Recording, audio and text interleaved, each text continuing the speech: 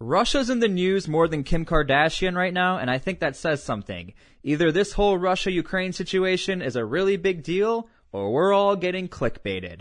But I'm going to say this. President Biden himself said Russia will deploy.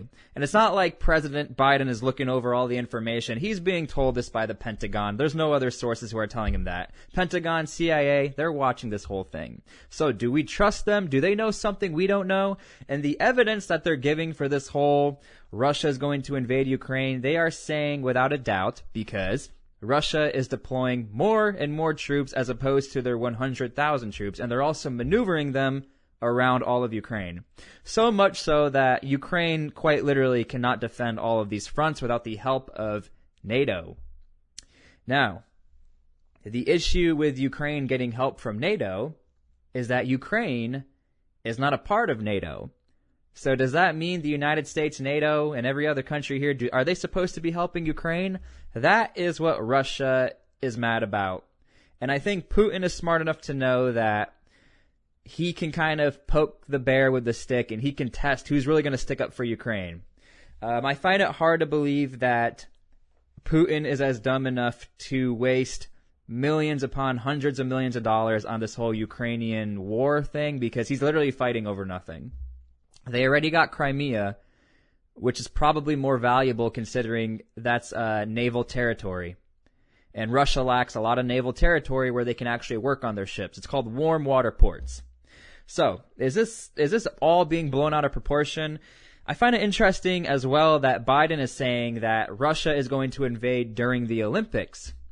I mean, we can't even watch the Olympics now without thinking Russia's going to invade. This whole thing is absolutely insane. Who do we trust? Putin is saying, no, we are not going to deploy, and he showed a glimpse of hope. The glimpse of hope that he showed was that he was willing to negotiate with Irish fishermen.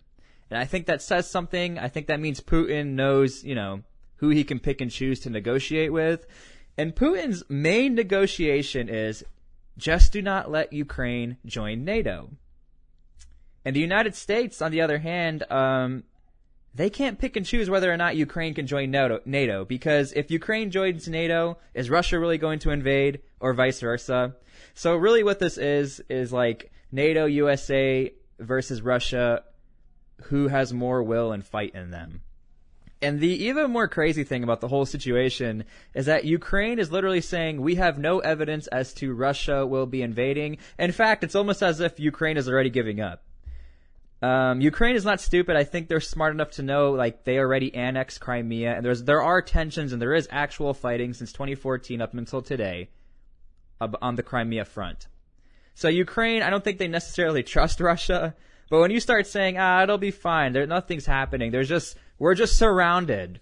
We're just surrounded on all fronts. Nothing's going to happen, though. I don't know why everyone's freaking out. That's either Ukraine making sure their people don't freak out, or that's Ukraine admitting defeat.